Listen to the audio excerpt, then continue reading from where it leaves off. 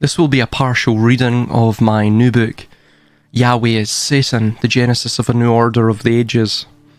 I'm not going to read it fully, I'm just going to give you the general premise of the book and the evidence, some of the stronger pieces of evidence that I have to prove that premise of the book, that Yahweh is Satan.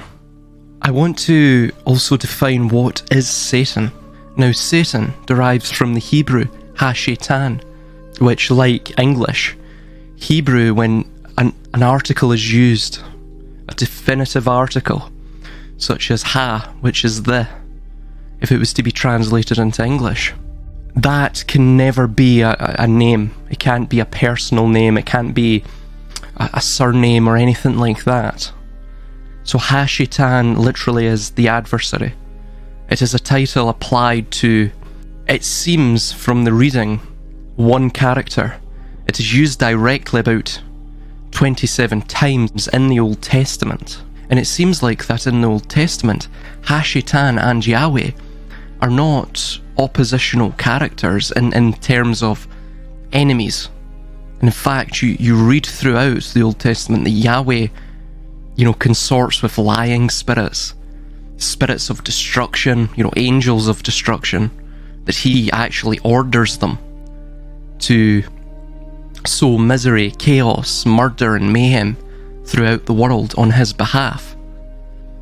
So in this instance, the New Testament character that we read of as the devil or Satan actually may not be the same ha-shatan as the Old Testament, right?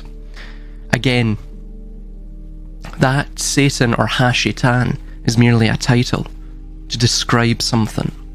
It is not a name of a single character, right? You would never call someone the Joseph or the Michael, right? When you employ the definitive article, you are thus, like English, Hebrew is exactly the same. You're turning that noun into almost a title, a mantle, to describe the characteristics of something, right? It's an appellation, even a moniker in many ways. And contrast in the Old Testament's use or lack of use of the ha-shatan appellation or moniker, we see in the New Testament it almost takes on a whole new dimension of meaning. It's used about 66 times in the New Testament, and the character, because the way it's used in the New Testament, it seems to be that it is the devil, Satan. It is discussing, it is describing a character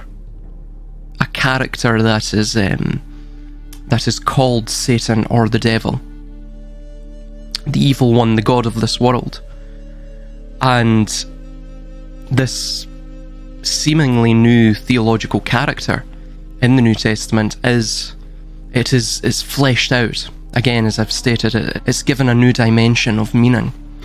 And so the New Testament Satan is what we are really discussing here, but we're contrasting it to Yahweh. So the descriptions of Yahweh in the Old Testament, we're going to see how they relate to the Satan of the New Testament. Okay, so it's not the ha-shatan character of the Old Testament that we're discussing here. I just want to make that clear. It's the Satan of the New Testament that we're contrasting or comparing to Yahweh of the Old Testament. So I want you to bear in mind, by the way, just before we go through all of this, we read in Deuteronomy 32 verses 8 to 9. So this is, so the question still remains. So if Yahweh is Satan, who's the God of the Bible? Or just who is God? So we get the answer in Deuteronomy 32 verses 8 to 9. This also appears, by the way, in Psalm 82 verse either 1 or 2, and it makes the same assertion in that verse regarding the potential henotheism. I say potential, I mean it's a strong indication of henotheism within the Israelite religion, within Abrahamism. Henotheism is the belief, or it's the subscribing to the position that there are many gods in existence, but that we should only worship one above all others. Quote, when the Most High, in the Hebrew it's Elyon, literally the Most High God, El Elyon, divided to the nations their inheritance, when he separated the sons of Adam, he set the bounds of the people according to the number of the children of Israel. For the Lord's, or Yahweh's portion is his people, Jacob is the lot of his inheritance, unquote. So we see this throughout the Bible, actually, the Old Testament, where it's, even in the Shema prayer, it states Adonai Eloheinu. What does that mean? It means the Lord is God. If the Lord was God, if the Lord was the Most High, which we're seeing the distinction in those two verses there in Deuteronomy 32, between the Most High, or Elyon, El Elyon, and Yahweh, if the Lord was God, then you would merely just call him God. And we even see throughout, for example, Numbers 31, we'll discuss that, where it mentions that the Lord your God, it will always use that phraseology, the Lord your God. Again, if the Lord was God, and he was a universal God, why is he described as the Lord your God?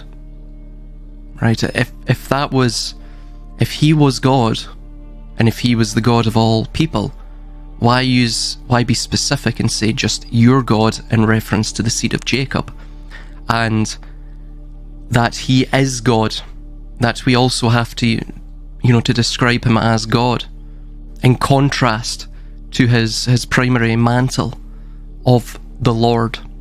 So to begin, Yahweh is Satan, or the adversary. 1 Peter 5:8, this is the New Testament figure of Satan. Be sober, be vigilant, because your adversary, Satan, the devil, walketh about as a roaring lion, seeking whom he may devour.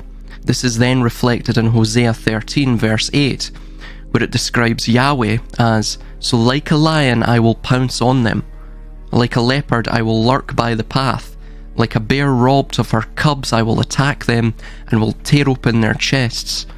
There I will devour them like a lion, like a wild beast would tear them apart, unquote. Moreover, we also see further context of this in Hosea 11:10, where it describes again Yahweh as, they will follow the Lord, he will roar like a lion, when he roars his children will come trembling from the west. Furthermore, we see in Psalm 50:22, repent all of you who forget me, or I will tear you apart and no one will help you. Again, it's the same lion symbolism here, right? Moreover, the idea of a flawed and jealous God, the G being uncapitalized there, is far more in keeping with Satan, or the adversary of humanity, and God. Another connection between Satan and Yahweh is contained here. And he said to them, I saw Satan fall like lightning from heaven. This appears in Luke 10, verse 9, 17 and 18. And compare that with Psalm 18, verse 12 to 13. Out of the brightness of his presence, clouds advanced.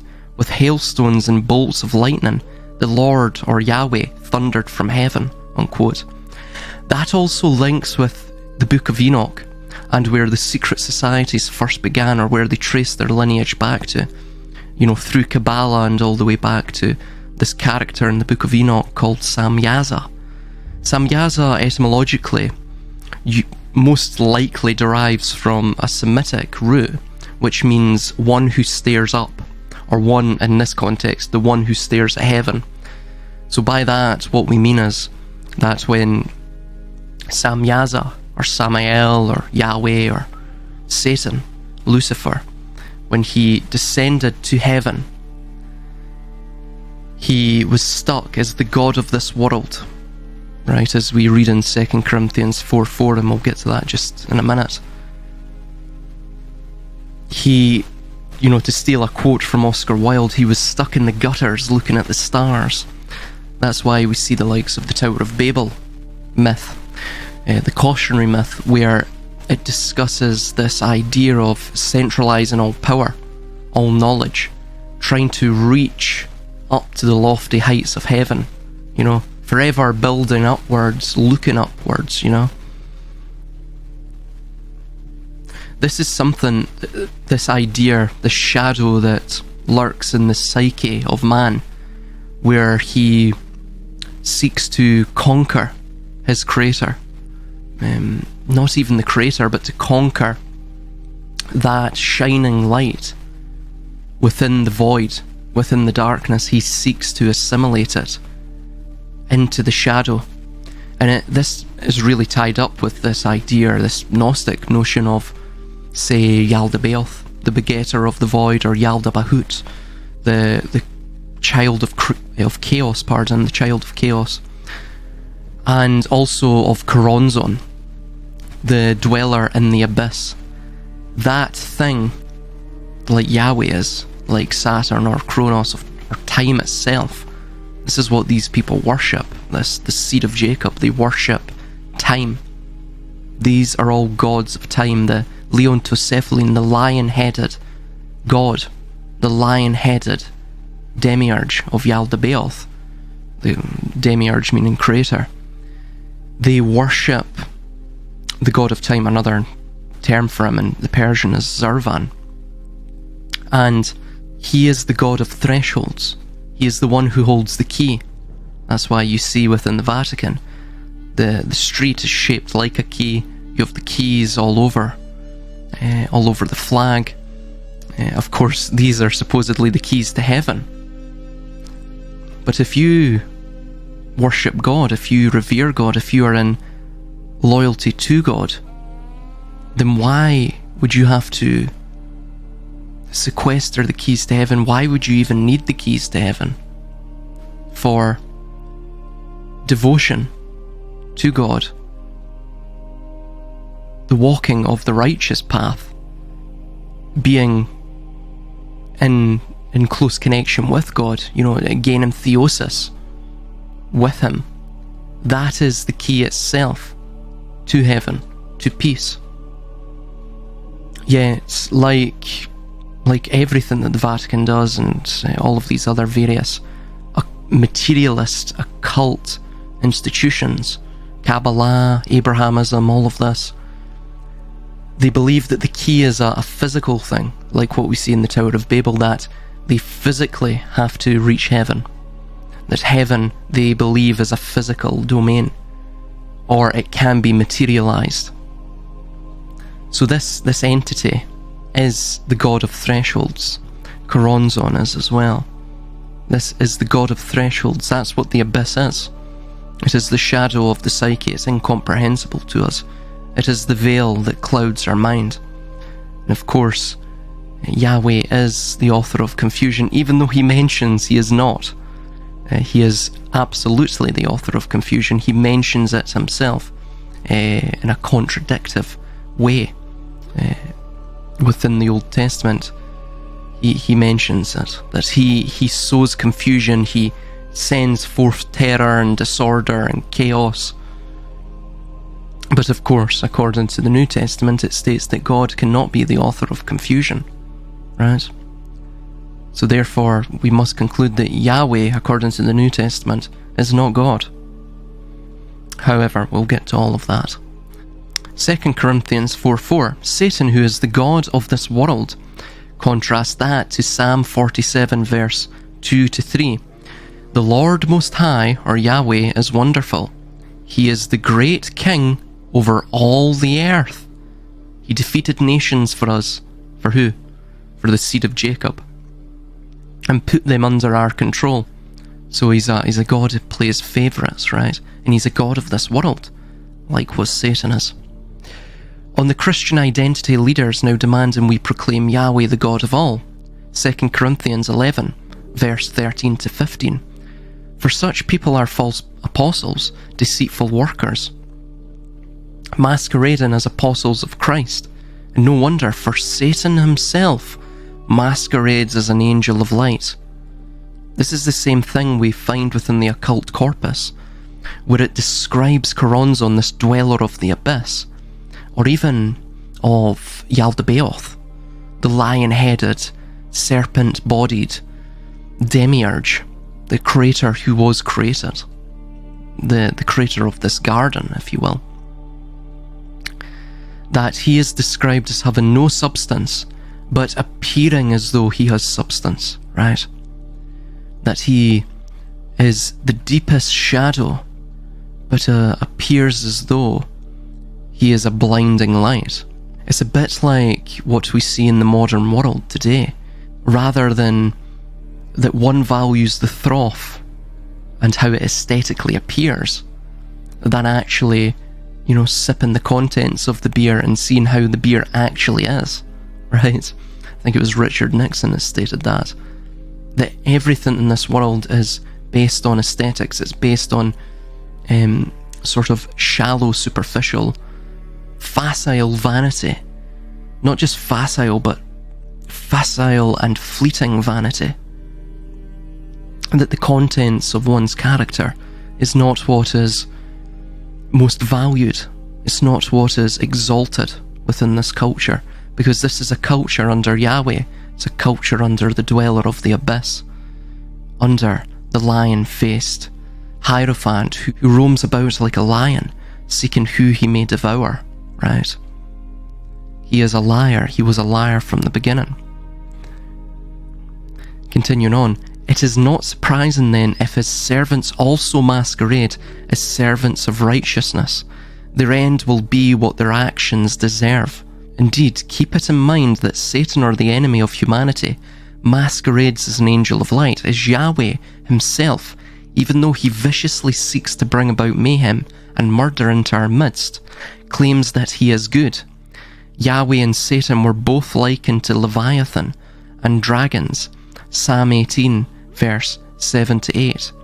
Then the earth shook and trembled, the foundations also of the hills moved and were shaken. Because he was wroth, there went up a smoke out of his nostrils, and fire out of his mouth devoured. Coals were kindled by it. Then we read, so that's a description of Yahweh. Then we read the almost verbatim description of Leviathan in Job 41, verses 19 to 21. Flames stream from its mouth, sparks of fire shoot out. Smoke pours from its nostrils as from a boiling pot over burning reeds. Its breath sets coals ablaze. And we have additionally in Job 4 verse 9, at the breath of God, at the breath of Yahweh, they perish. At the blast of his anger, they are no more. Contrast that to Satan in the New Testament, as we read in Revelation 12 verse 7 to 9, and war broke out in heaven. Michael and his angels fought with the dragon. This also ties in with Sam Yaza in the Book of Enoch.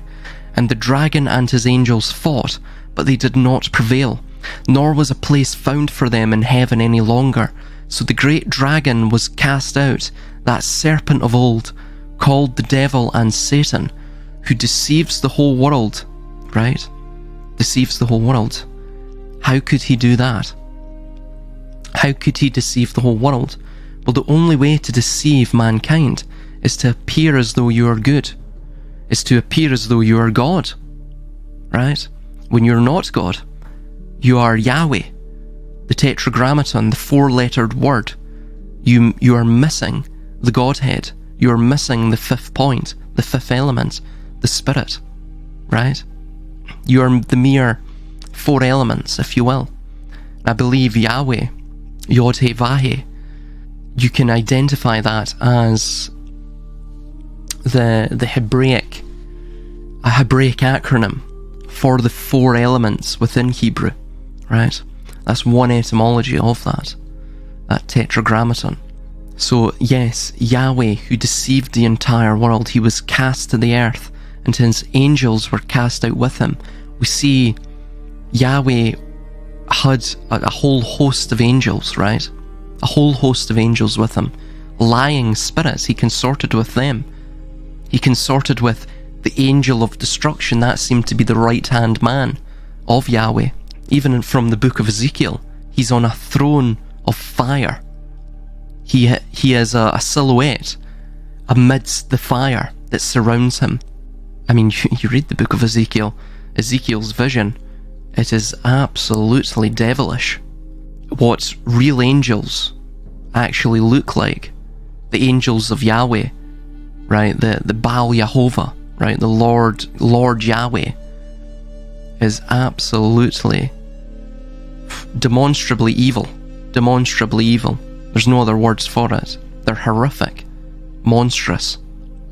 And he was cast to the earth. We just read, right? Of course, the New Testament states that Yahweh is the God, or pardon me, Satan is the God of this world. 2 Corinthians 4, verse 4. And then Psalm 47, verses 2 to 3. The Lord Most High is wonderful, pardon. He is the great King over all the earth. How can you be the great King over all the earth and also be casting down your enemies to the earth? So therefore, they're not your enemies anymore. Because you control the earth, you would smite them, you would destroy them. There would be no more. You've just fought a war in heaven against them. But the only way this makes sense is that Yahweh was cast to earth. He infected the minds, the psyche of humanity through knowledge, through tempting him, right? As we read of in the New Testament, where Jesus Christ was tempted by Satan. How was he tempted? Satan said that he would give him essentially the entire world, that he would make him king over the entire world. What do we read of in the Old Testament?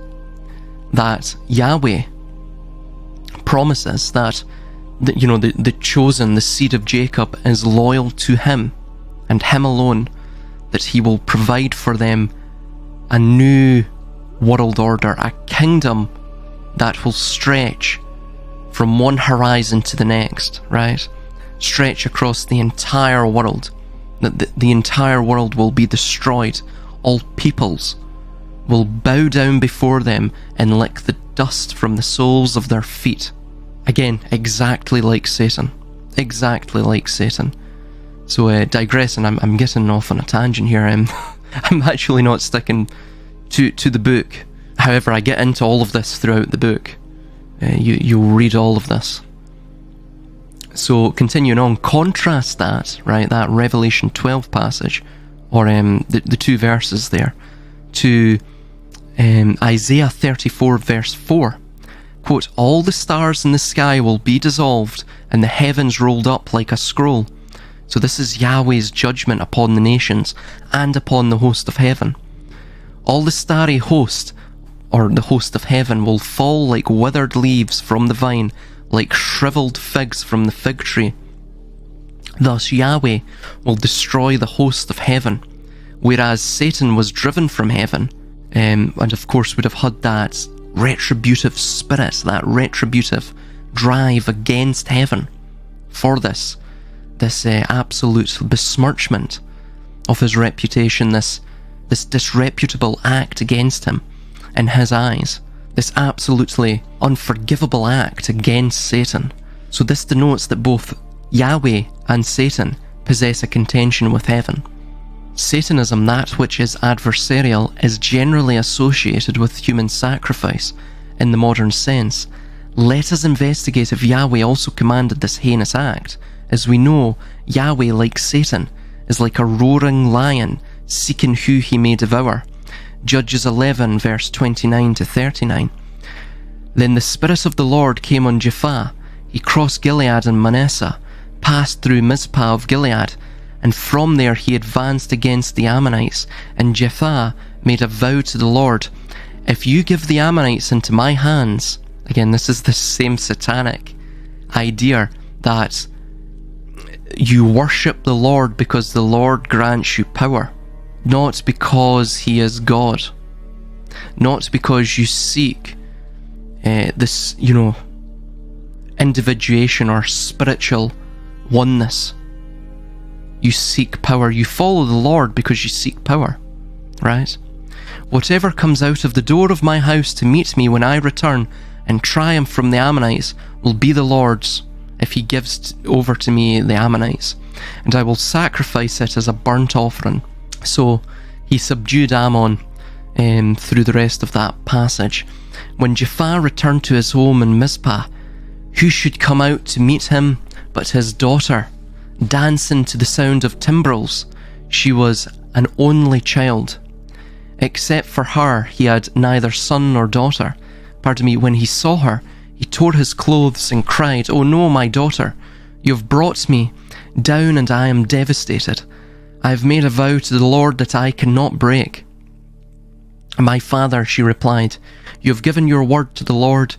Do to me just as you promised, now that the Lord has avenged you of your enemies, the Ammonites. But grant me this one request," she said. "Give me 2 months to roam the hills and weep with my friends, because I will never marry." "You may go," he said, and let her go for 2 months. She and her friends went into the hills and wept because she would never marry. After the 2 months, she returned to her father, and he did to her as he had vowed, and she was a virgin, unquote. This is a sacrifice, which is why we see in the binding of Isaac by Abraham that Abraham thought nothing of the Lord demanding the sacrifice of his firstborn. We shall include more passages to this effect, but firstly let us analyse the Hebrew of this passage to ensure we have ascertained the correct meaning, and this is not just a poor error. Firstly, we have the Hebrew, which outrightly indicates that it was not consecration. It was literally a sacrifice. The Hebrew it's used as its root, olah, or ol, means to raise up like smoke into the air. And of course that appears in Leviticus 4 verse 31, where Yahweh states that the burning fat, is a pleasing aroma to the Lord, to Yahweh. How can this be the God of the cosmos that demands such things?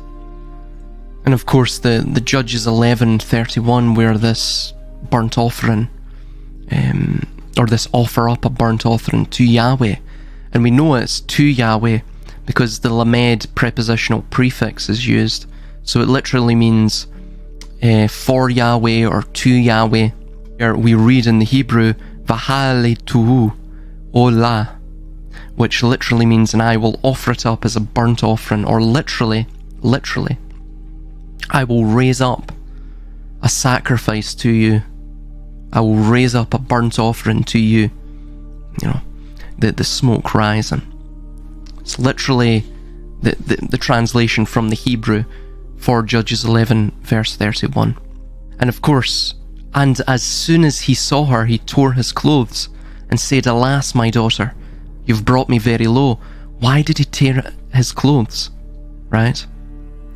The reason he tore at his clothes is because he damn well knew he would have to kill his daughter. He was not consecrating her. He was not dedicating her. Well, he was actually, but we're going to get into why consecration or dedication did not mean merely to dedicate or consecrate to temple service, right? Because that term, consecrate or dedicate, is also used in reference to animals. Animals were not dedicated. They were not consecrated or dedicated to temple service, to the services in the temple, to the daily business of the temple, of course. They were taken out into the courtyard and burnt as an offering to the Lord, right? Because as we read in Leviticus 4, it was an aroma, the burning fat was an aroma pleasing to the Lord. We further read in Numbers 31 verses 32 to 41, quote, "The plunder remaining from the spoils that the soldiers took was 675,000 sheep, 72,000 cattle, 61,000 donkeys, and 32,000 women who had never slept with a man. The half share of those who fought in the battle was 337,500 sheep, of which the tribute for the Lord was 675, 36,000 cattle, of which the tribute for the Lord was 72, 30,500 donkeys, of which the tribute for the Lord was 61, 16,000 people, of whom the tribute for the Lord was 32. And of the 16,000 women, that is, the virgins, 32 persons were paid as the tribute or the tax to the Lord. Why would a God of the universe need terror-stricken and enslaved virgins? Is that not what a god of the world or satanic entity would desire? He also mentions, by the way, I believe it is in Numbers 31, that all of the silver, gold and bronze needs to be put into the treasury of the Lord, right? Again, why would the Lord, the supposed God of the universe, need silver, gold and bronze? Then why would he need it in a physical, material coffer at his temple? None of this makes any sense at all, right? You have to really check your brain at the door to believe this nonsense. So the word used for female is hashalah, right?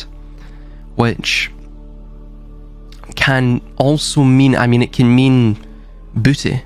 Comparing with the previous context of the passage, all the virgins were kept alive, and the rest of the women that had felt the warmth of a man were murdered.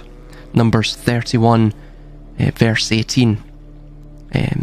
We also read in verse 17 that all of the children, all of the male children were, or what are called the male little ones, they're all murdered, everyone, by the command of the Lord.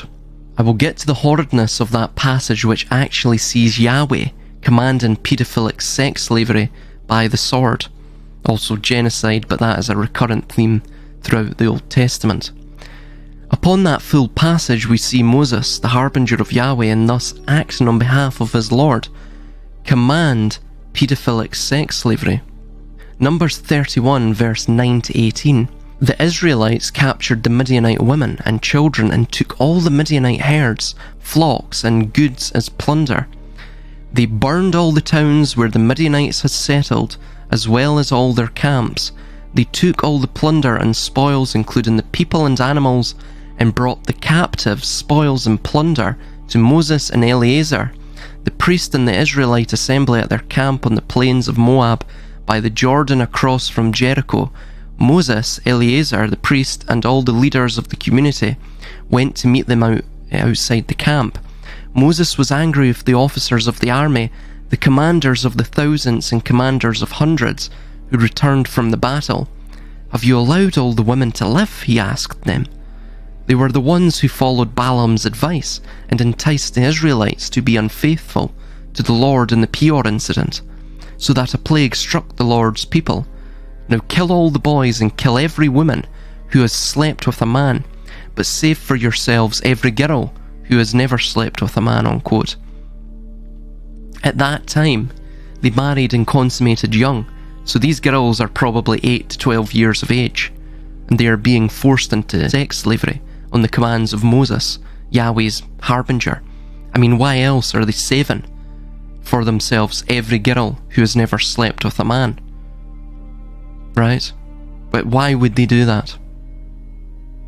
It doesn't take a rocket scientist to figure it out. Right? So kill all the boys. That's basically even babies, infants. We're going to get into other instances throughout the Old Testament where they talk about ripping up the wombs of pregnant women. Blessed is he who dashes the children or the babes' heads against the rocks, and all of this. And also you have in the Bible too, the Old Testament, the bitter potion or the bitter drink. And in essence, it's a sort of remedy for abortion, right?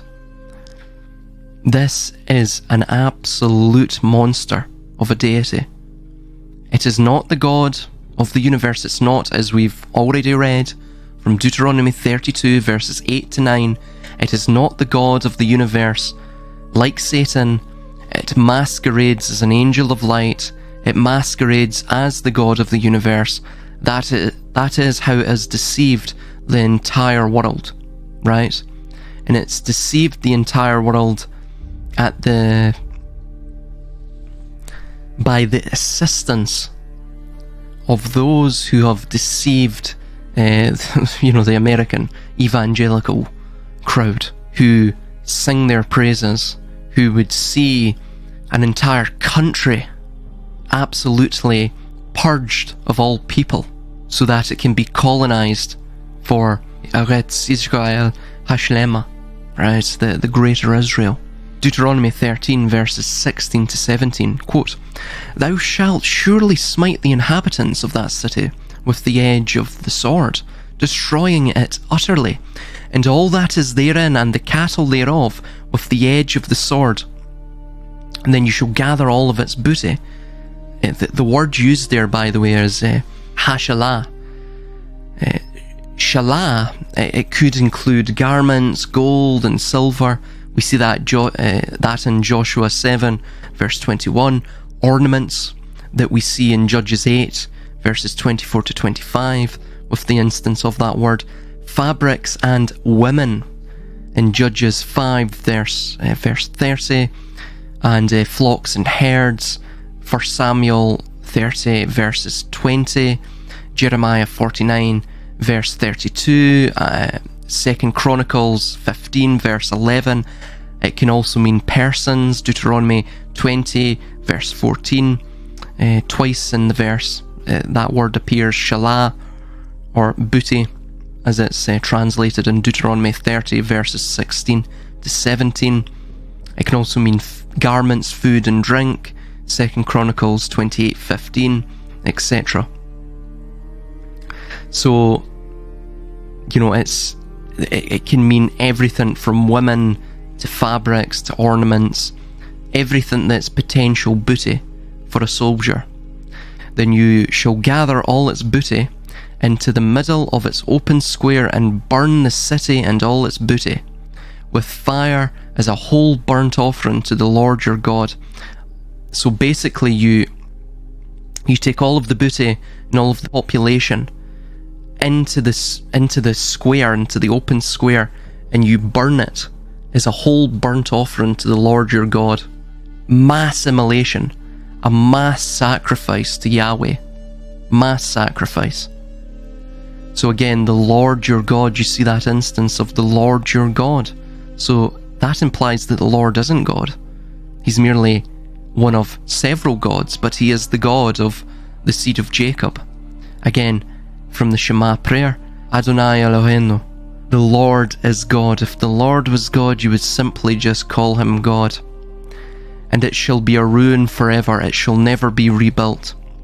So as we see from that passage, females, it was a custom for females to be burnt as a whole burnt offering to the Lord your God, right? So Jephthah sacrificed his daughter. He burnt her. He immolated her as a burnt offering unto the Lord. Of note too, you will see throughout the Old Testament that the phrase "the Lord your God" implies henotheism, or the fact that the Lord is one of many gods. Again, as we've mentioned, see Deuteronomy 32 verses 8 to 9. See also Psalm 82 verse 1. However, if the Lord was God, then why not simply call him God? Moreover, it is logical to state that God, given his zero order and incomprehensible status, has no name, and the term God, from a Proto-Germanic etymological root meaning to pour, is merely a general term of description for a force that has no name, no characteristics, and no form, for it is the self-actuating principle of the universe, and cannot be properly understood within the confines of the understanding of those who reside in existence. 1 Kings 22 verse 11. And Zedekiah, the son of Chenana, made for himself horns of iron, and said, "Thus says the Lord, with these you shall push the Syrians until they are destroyed." Horns of iron, right? Horns of iron. Again, what does Satan have on his head from popular myth, if you will, from the popular illustrations of Satan? Yes, the horns. Why does he have horns? because remember, he's a wild beast, right? He's of the earth. Leviticus 26, verses 27 to 29. You shall, as a command in Yahweh, use cannibalism as a disciplinary measure. This is naturally strange for a God who could speak his will into existence, but now he is forced to use materially based emotional trickery and fear to get his will, to materialize his will into existence.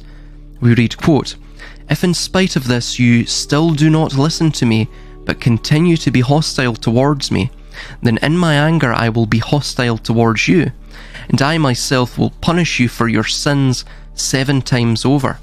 So again, disproportionate punishment and collective punishment. Whimsical, impulsive punishment. You will eat the flesh of your sons and the flesh of your daughters. I will destroy your high places, cut down your incense altars, and pile your dead bodies. So if you don't follow the Lord, you will be forced to eat the flesh of your sons and the flesh of your daughters. He will destroy your high places and cut down your incense altars and pile your dead bodies. Right? Again, this is primarily just to the seed of Jacob, because he's using them almost exclusively, still to this day, to enact his will. And what is this will? Who is this Yahweh? Well, essentially Yahweh is an egregoric, fictitious character that has been created by the priest class. That's why we read, for example, that the silver, the gold, and the bronze in Numbers 31 are to be, taken to the Lord's coffers. To be placed in the coffers of the Lord. What they mean is that the coffers of the Lord is merely a synonym, it's a byword, a sort of pseudonym, if you will, for the true power behind all of this, which is the priest class. They wrote the character of Yahweh. They created the character of Yahweh to enact their own will, to emotionally trick people through fear and cajoling and beguilement into enacting their will. It's a very ancient form of psychological warfare. That is what the Old Testament, that is what the Bible is, in fact. It is psychological warfare. It is the greatest marketing campaign to have ever graced the face of the earth, right? Deuteronomy 28, verses 53 to 57. And you shall eat the fruit of your womb, the flesh of your sons and daughters, whom the Lord your God has given you, in the siege and in the distress with which your enemies shall distress you. The man who is the most tender and refined among you will begrudge food to you. Jeremiah is casting a warning in the next passage, a prophet of Yahweh, and thus an exerciser of his will, by virtue of him being a prophet, of course. Jeremiah 19, verse 9. And I will cause them to eat the flesh of their sons and the flesh of their daughters. I will cause, right? This is Yahweh supposedly speaking. I will cause them to eat the flesh of their sons and the flesh of their daughters. I will cause that, right? I will cause it directly. That's a direct, explicit verb. Explicit action. And they shall eat every one the flesh of his friend in the siege and traitness, wherewith their enemies, and they that seek their lives shall straiten them, unquote.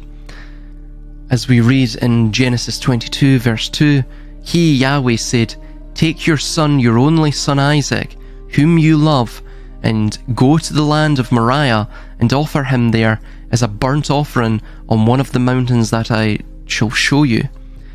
The reason Abraham did this, he didn't question it, right? He didn't say, that's strange, Lord, that's not like you, right? He did it unquestionably because Yahweh is a God or a Lord who likes the sweet aroma of the burnt offering of flesh, right? He likes the fat, right? He likes burning fat. It's a an aroma that pleases him. Numbers 29 verse 8, you shall present a burnt offering to the Lord as a sweet aroma, 1 young bull, 1 ram, and 7 lambs in their first year. So he likes them young as well, right? Be sure they are without blemish. So again, we see the same thing, without blemish, like in terms of a woman who is, he likes them without blemish, you know, who are virgins essentially, right? Also see Leviticus 1 verse 9. It says, the priest is to burn all of it on the altar. It is a burnt offering, a food offering, an aroma pleasing to the Lord. So a food offering, he actually eats this, right? He eats the flesh of the human. In the process of burning it, it's also like in essence, like a transubstantiation ritual. He actually eats that, right? Through fire. Because the Lord, Yahweh, is like it's a fire deity. It's mentioned throughout that he is, I think we'll probably get to it actually, he is a sort of burning fire. He is an all-consuming fire that's mentioned of him throughout the Old Testament. We read Joshua 6:24, they burned the city with fire and all that was in it, only the silver and gold and articles of bronze and iron they put into the treasury of the house of the Lord. Oh, pardon me, that's Joshua 6:24, not Numbers 31, we read that.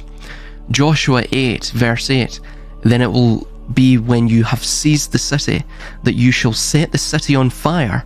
You shall do it according to the word of the Lord. What does that mean? They're referring to Leviticus, the burnt offering, right?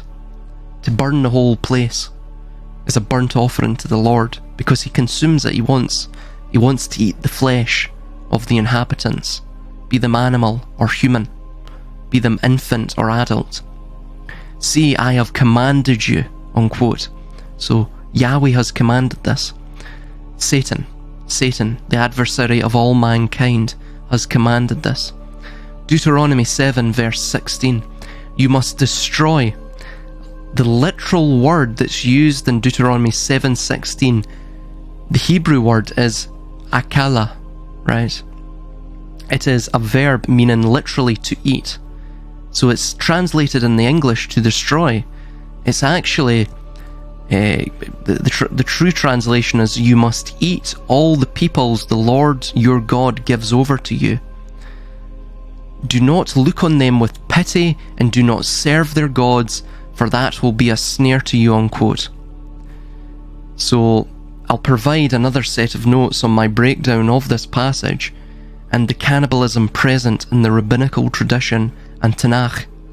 So we read of in the Kitos War from the Roman and Greek sources. This is the war of the rebellion of the diaspora, where we read that this was in the early centuries, so, you know, the 2nd century AD, the early 100s AD, where we read that they slaughtered great swathes of colonias, colonies of Greeks and Romans throughout the Levant, and they used their entrails or their intestines as belts and adorned themselves with their skin. The Hebrews did, and they ate their flesh. They were cutting off pieces of flesh, roasting it, and eating it. So cannibalizing the corpses of the Romans and Greeks. And by the way, according to the to Talmudic tradition, it's not advised to eat humans. It's not necessarily virtuous per se, but it's not a sin. It's not something that's considered taboo. It's not meat that's, off the menu, should we say. It's not like the flesh of pig, or I believe the flesh of a mouse as well, right? It's not like that. So those are bad. Don't eat bacon. But, we're unsure of the flesh of the human, right? You might be able to eat that. It's not advised, but you know you can get away with it. It's not a sin.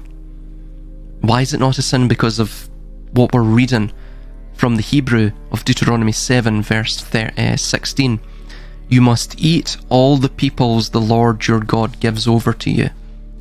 Now again, there's other passages that use that term, that verb, akala, the Hebrew verb for eat, and it has been translated as destroy, even in the Talmud, right?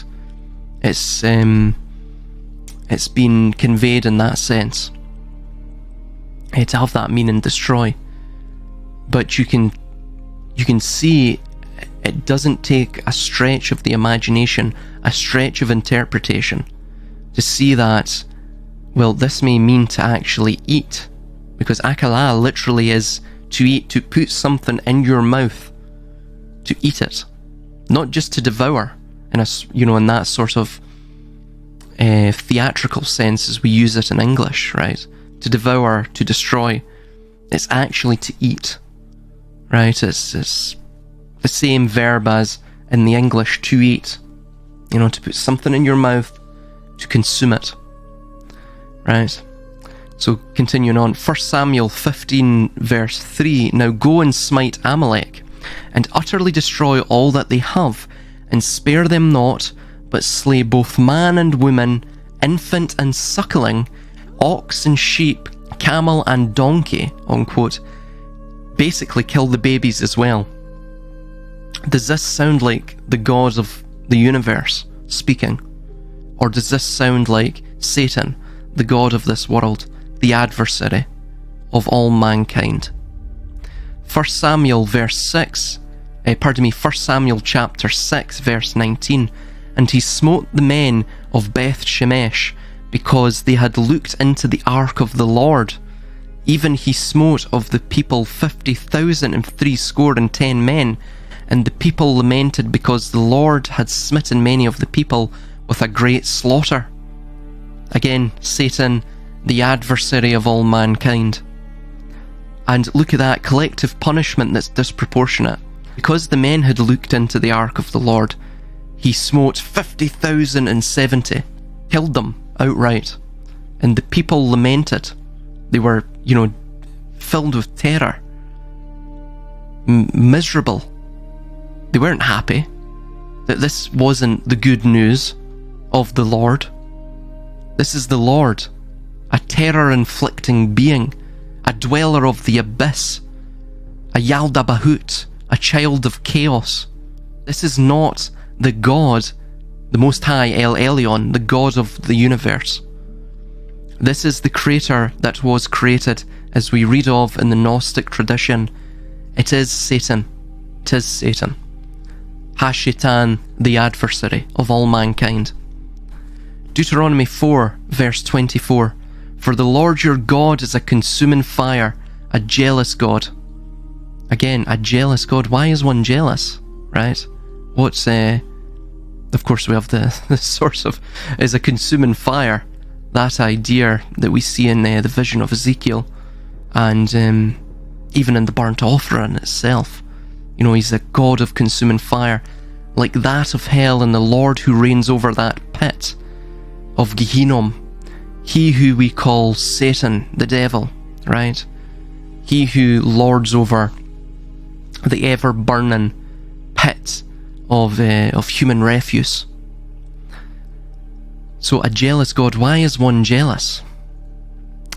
One is jealous because it is an emotion, an emotional response that is elicited from one having or feeling as though they do not have security over a third party that provides to them some sort of value, be it emotional or, material or financial. What does the Lord get from us? Well, if you watch my videos, Yabulon or Jabulon, it's written, and what is Lush, you'll begin to figure out what the Lord gets from us and why he's so covetous, so jealous over us, right? And over our loyalty. So Proverbs 1 verse, and also, by the way, one that is jealous usually implies he doesn't have, he isn't omnipotent. He doesn't have he's not all-powerful. Power deriving from the control over other things. He doesn't have power over us, right? Because he's in a constant state of insecurity over our loyalties, our unwavering, all, totally devoted love to him. Of course, it isn't love. He brings people over to belief in him by smiting them, in droves, by inflicting terror upon them. You don't make someone love you by abusing them. A father who is a good father, who unconditionally loves his children, wouldn't provide his love conditionally, wouldn't provide his favour conditionally, based upon the child's loyalty to him, the child's unwavering obedience to him. The Lord is not your father. He's not your heavenly father. He is an absolute adversarial character. He is the nemesis of all mankind. He is the nemesis of God. Proverbs 1, 26-30. So we read, quote, "And I also will laugh at your calamity. I will mock when your fear cometh. I will mock when your fear cometh. When your fear cometh as desolation." This is Yahweh speaking. "And your destruction cometh as a whirlwind. When distress and anguish cometh upon you, then shall they call upon me, but I will not answer. They shall seek me early, but they shall not find me, because they hated knowledge." Because they hated knowledge. What did the serpent in the garden grant Eve? "And they did not choose the fear of the Lord." Fear. Fear. Not love. Fear. This is what this devilish character deals in. "They would have none of my counsel, and they despised all of my reproof." Contrast that Proverbs passage with 1 Corinthians 13, verse 6-7. "And hence Yahweh is not God, because, as we will read further on, God is love." Quote, "Love does not delight in evil, but rejoices with the truth. It always protects, always trusts, always hopes, always perseveres." That's from the New Testament. As we've just read from that Proverbs passage, that is not the same as Yahweh, as what Yahweh exhibits. He exhibits fear. He delights in evil. He delights in chaos or calamity. He mocks people when the fear comes to them, comes over them. The fear cometh as desolation, right? The fear ruins them, and he delights in all of that. Contrast that with the previous verse of Proverbs 1, 26, verse 30, and Deuteronomy 28, verse 63. "And it shall come to pass that as the Lord rejoiced over you to do you good, and to multiply you, so the Lord will rejoice over you to destroy you." Remember, love does not delight in evil. It always protects, always trusts, always hopes, always perseveres, and God is love. Right? Yahweh is not love, as we've just read here. So Yahweh cannot be God. Basic reasoning. Right? "And to bring you to naught, and ye shall be plucked from off the land, whither thou goest to possess it." Thus Yahweh cannot be God, because God is love, according to 1 John 4, verse 8. "Anyone who does not love does not know God, because God is love." Repeating that again. Anyone who does not love does not know God, because God is love. Moreover, fear, as Yahweh seeks to inflict on all of us, as his agents do daily to us, is based around a lack of trust in us and the desire to control rather than protect. The CIA's MKUltra, after 30 or so years of brutal and unethical experimentation on children and adults, concluded that the best way to manipulate the human mind was through fear. No other means of control was more potent than fear. If God is love, then Satan is of fear. Remember, Satan himself masquerades as an angel of light. Yahweh appears good and wholesome, Psalm 145 verse 8 to 10 for instance, but as we see is utterly devoid of any moral standard. He is beyond good and bad. He could only be described as utterly nihilistic and terrifyingly cold. Mercurial. Isaiah 45 verse 7, Yahweh states, I form the light and create darkness, I make peace and create evil. I, the Lord, do all these things.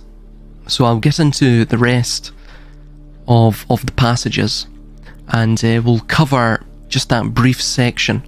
Again, that's just the partial number of quotes linking Yahweh, the Old Testament figure of Yahweh, to the New Testament figure of Satan.